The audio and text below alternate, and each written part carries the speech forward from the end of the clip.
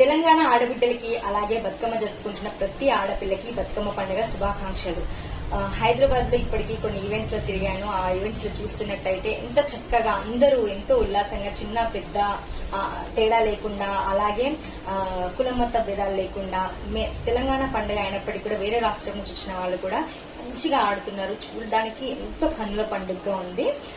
కానీ ఒక చిన్న విన్నపం ఏంటి అంటే, బతుకమ్మ అంటే ఏదో పూలను డెకరేట్ చేసి ఆడే ఆట కాదు. అమ్మవారిని, మన దుర్గాదేవిని పూల రూపంలో కొలిచి ఆరాధిస్తాము. అలాంటప్పుడు మనము అమ్మవారిని ఎంత జాగ్రత్తగా మనం చూస్తాము అంటే, గుళ్ళోకి వెళ్తున్నా లేకపోతే అమ్మవారిని కొలిచినప్పుడు మంచిగా నిండుగా రెడీ అయ్యి, అలాగే చెప్పులు కొంచెం బయట విప్పి చేస్తుంటాం కదా, ఇవన్నీ చేస్తుంటాం కదా. అలాగే బతుకమ్మ ఆడేటప్పుడు కూడా కొంచెం నిండుగా రెడీ అవ్వండి. నిండుగా అంటే పట్టు వస్త్రాలు ధరించక్కర్లేదు, మనం కొంచెం స్లీవ్లెస్ అలాంటివి వేసుకుంటున్నారు. అది లేకుండా పద్ధతిగా మనం ఇంట్లో పూజ చేస్తున్నప్పుడు ఎలా రెడీ అవుతామో అలా రెడీ అయితే చాలు. అలాగే చెప్పులు కూడా మనం బయట విప్పుతాం కదా, పూజ గది దగ్గరలో అయితే విప్పాం కదా, అదే విధంగా చెప్పులు కూడా కొంచెం దూరంలో విప్పి ఆడుకుంటే బాగుంటుంది.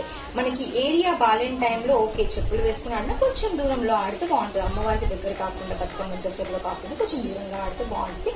అలాగే బతుకమ్మని చేతిలోకి తీసుకుంటున్నప్పుడు కూడా ఒక్కసారి చెప్పులు అలా విడిచి తీసుకుంటే ఎంతో బాగుంటుంది.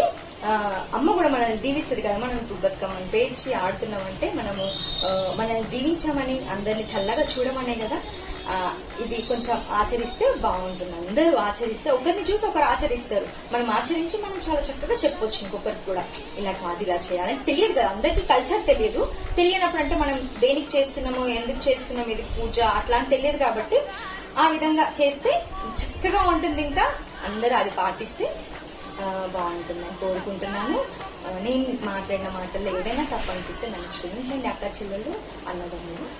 మరోసారి అందరికీ బతుకమ్మ పండుగ శుభాకాంక్షలు.